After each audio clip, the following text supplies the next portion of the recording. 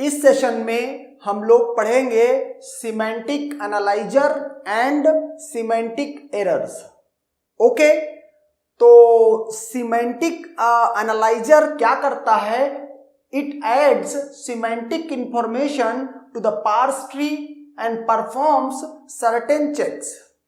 Okay, means जो syntax analyser से जो आउटपुट मिलता है पार्स ट्री, उस पार्स ट्री में किसी तरह की इंफॉर्मेशन ऐड करता है।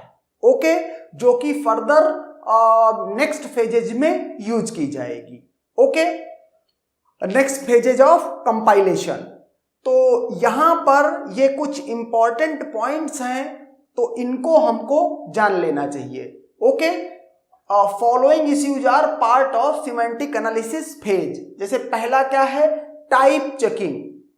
ओके, मीन्स जितनी भी टाइप चेकिंग होती है किसी compiled means compiler based language में, मीन्स ऐसी लैंग्वेज जिसका कंपाइलेशन प्रोसेस होता है, वैसे हम सी प्रोग्रामिंग लैंग्वेज को अपना बेस मानकर सारा कुछ ये पढ़ रहे हैं। ओके, तो उसमें जो टाइप चेकिंग होती है मीन्स कि अगर कोई इस तरह से कुछ लिखा हुआ है कि int A char B and let say कि फ्लोट सी। ओके, अब मैं लिख दूं A equal to B plus C. Okay, तो यहां पर बी है कैर टाइप का, सी है फ्लोट टाइप का, और उसका असाइनमेंट आप इसमें कर रहे हो। ओके, तो ये जो टाइप चेकिंग होगी, यहां पर कोई लेक्सिकल एरर नहीं है, कोई सिंटैक्स एरर नहीं है, ये भी सिंटैक्टिकली करेक्ट है, ये भी करेक्ट है, ये भी करेक्ट है, ये भी करेक्ट है, क्योंकि इसको भी हम पार्स कर सकते हैं। ओके, लेकिन जब इसके सिमेंटिक्स मींस टाइप को चेक करेगा कि बी कैरेक्टर है, सी फ्लोट है, और दोनों का सम एक इंटीजर में आप असाइन कर रहे हो, तो ये टाइप का मिसमैच है। ओके, और सिमेंटिक एरर जनरेट होगी। तो जो टाइप चेकिंग होती है, अगर हम सी प्रोग्रामिंग की बात करें तो दो तरह की टाइप चेकिंग होती है, एक स्टैटिक टाइप चेकिंग और एक डायनामिक टाइप चेकिंग। ओके, तो जो स्टैटिक टाइप चेकिंग है वो सिमेंटिक एनालाइजर करता है। Okay, semantic analyser means compilation process में ये चेकिंग होती है, स्टैटिक टाइप चेकिंग। ओके, और डायनामिक टाइप चेकिंग ये रन टाइम पर होती है। जो भी लैंग्वेजेस डायनामिक टाइप चेकिंग को सपोर्ट करती हैं उनमें टाइप चेकिंग ये रन टाइम पे होगी। फॉर एग्जांपल, अगर डायनामिक टाइप चेकिंग, वो लैंग्वेज जो डायनामिक टाइप चेकिंग सपोर्ट करती हैं, तो एग्जांपल के तौर पे जैसे पाइथन है या PHP है, ये dynamic type checking means allow करती हैं। ओके, यूनिकनेस चेकिंग, इसका मीनिंग क्या है? वेदर वेरिएबल इज यूनिक और not in its scope. Okay, means आपने सेम वेरिएबल को दो जगह पर यूज कर रखा है या डिक्लेयर किया है। ओके, तो अगर दोनों का स्कोप अलग अलग है तो किसी तरह की कोई प्रॉब्लम नहीं आएगी, लेकिन अगर सेम ही स्कोप में आपने एक वेरिएबल को दो बार डिक्लेयर किया है तो उस केस में ये यूनिकनेस चेकिंग है और एरर जनरेट होगी, semantic error. Okay, type coercion, ये क्या है? Some kind of mixing of types. इसको आप ऐसे भी समझ सकते हो कि ये टाइप कोरिजन क्या है, इसको ऐसे भी आप समझ सकते हो कि इम्प्लिसिट जो टाइप कन्वर्जन होता है उसी को ये टाइप कोरिजन बोलते हैं। ओके, और जैसे कि मैं एक एग्जांपल लूं, एग्जांपल ये लेता हूं, इंट ए और फ्लोट सी। ओके, और सी को मैं यहां पर क्या कह देता हूं? 5.2 है, लेट। Okay, semi colon. अब मैं क्या करूं? ए में असाइन करूं सी को। ओके, तो ये क्या करेगा? इंफॉर्मेशन का लॉस होगा, लेकिन अगर सी प्रोग्रामिंग लैंग्वेज में ही बात करें तो ये 5.2 ए में असाइन कर रहा हूं, तो ए में क्या स्टोर होके आ जाएगा? 5 only. Okay, integer part of 5.2।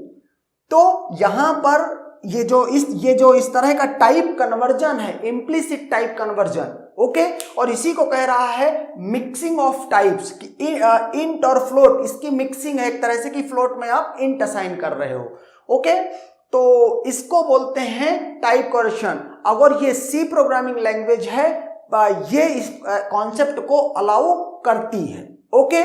दो C programming language is strongly typed language, okay. Strongly typed language का मतलब क्या है कि जो बहुत ही उसके रूल्स बहुत ही स्ट्रिक्ट हैं about means type of variables, okay. Type of names कहो ज्यादा बेटर रहेगा, क्योंकि वेरिएबल में, वैसे वेरिएबल भी ठीक है क्योंकि किसी भी तरह का नाम या किसी फंक्शन का नाम है तो वो भी वेरिएबल ही है, ओके। कोई एरे है उसका नाम है वो भी वेरिएबल ही है, कोई नॉर्मल एक वेरिएबल है मीन्स आइडेंटिफायर है तो वो भी एक नेम ही है या वेरिएबल ही है, ओके। ये एक पॉइंट हो गया।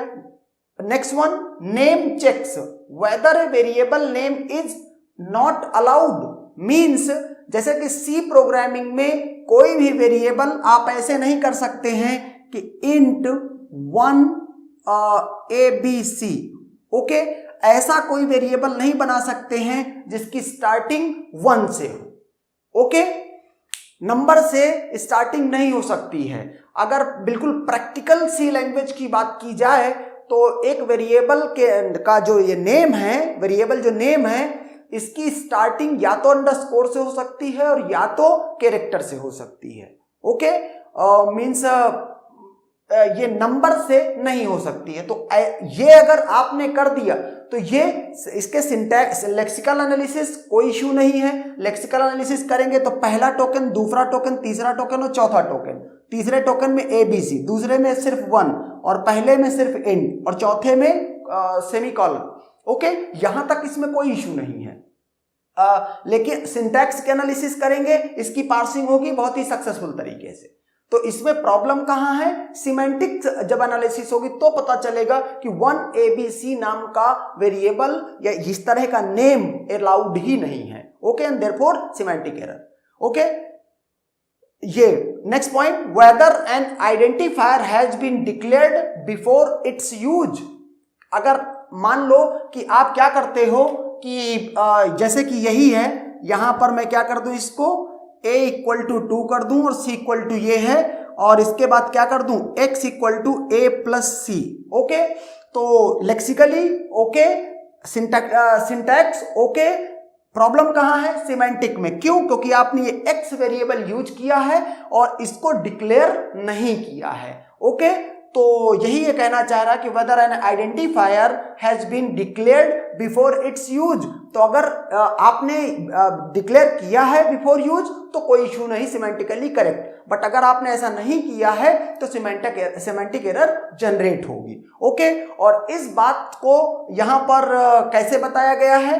कहता है ये जो प्रॉब्लम है ये क्या है? This problem is same as identifying language L, okay. इसको कैसे रिजम्बल करा रहा दोनों को एक दूसरे से? L क्या है? WCW, where W belongs to sigma star, okay. तो यहां पर अब आपको मैं एक पॉइंट बताता हूं कि कैसे ये रिजम्बल कर रही है।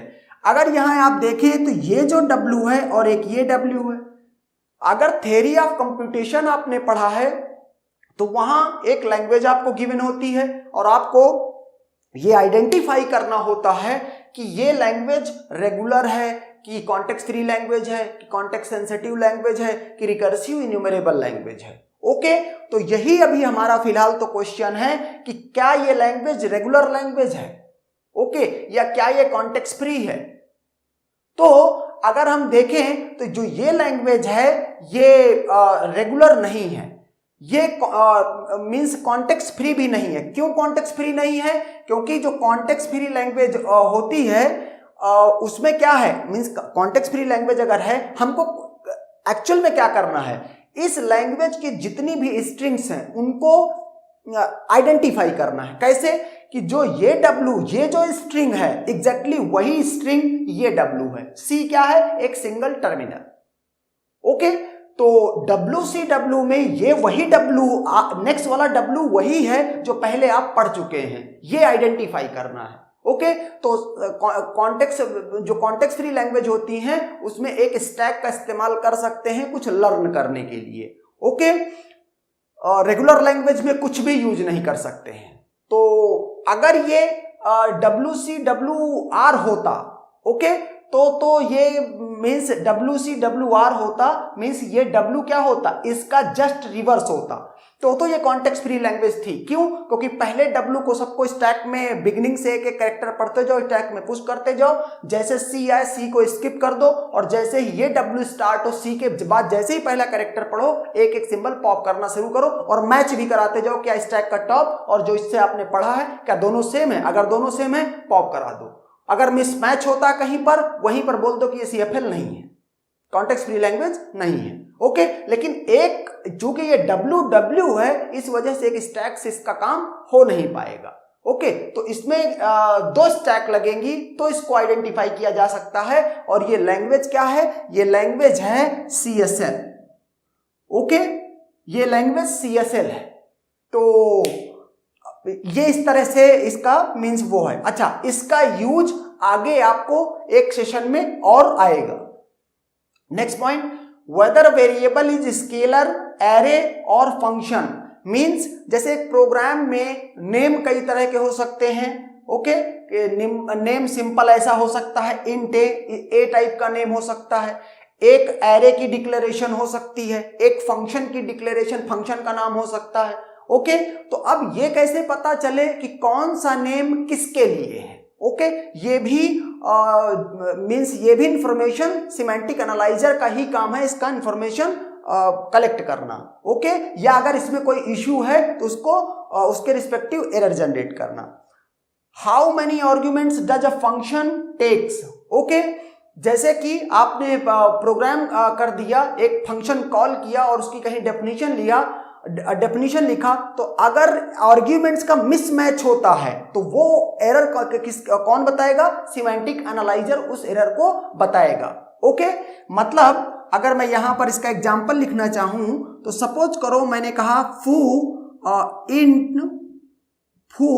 यहां पर x, y कर देता हूं। ओके, और मैंने कहीं पर डेफिनेशन इसकी सपोज करो यहां लिख रखी है फू, और यहां क्या कहूं इंट x। ओके, ये इसकी डेफिनेशन है। यहां सिर्फ मैंने एक ही वेरिएबल दिया और जबकि यहां कॉल दो वेरिएबल आर्ग्यूमेंट दिए हैं, तो ये जब मिसमैच है ये कौन बताएगा? Semantic analyser. ओके, और अगर कोई इश्यू नहीं है, आपने यहां दो आर्ग्यूमेंट दिए हैं और यहां पर दो आर्ग्यूमेंट में इन वैल्यूज को कलेक्ट किया है, then no issue, semantically correct. Okay, are all invocations of function consistent with a declaration? आजकल जो आपका सी का मीन्स स्टैंडर्ड्स हैं उसमें प्रोटोटाइप के लिखने की जरूरत नहीं पड़ती है। ओके, लेकिन जब पहले प्रोटोटाइप लिखने की जरूरत पड़ती थी तो दोनों का मैच होना बहुत जरूरी है। ओके, तो अगर उसमें कोई इश्यू होता था तो सिमेंटिक एरर जनरेट होती थी। नेक्स्ट, इफ एन ऑपरेटर और function is overloaded which one is being invoked? अगर कोई ऑपरेटर है या कोई फंक्शन है उसको ऑपरेटर ओवरलोडिंग, इस तरह से आपने कॉन्सेप्ट पढ़ा होगा। अच्छा, ये कॉन्सेप्ट सी प्रोग्रामिंग का नहीं है, C++ का है। तो किस फंक्शन को इन्वोक किया जाएगा, ये काम भी किसका है? चेक करना। सिमेंटिक एनालाइजर का काम है इस चीज को चेक करना। Okay, and that's done.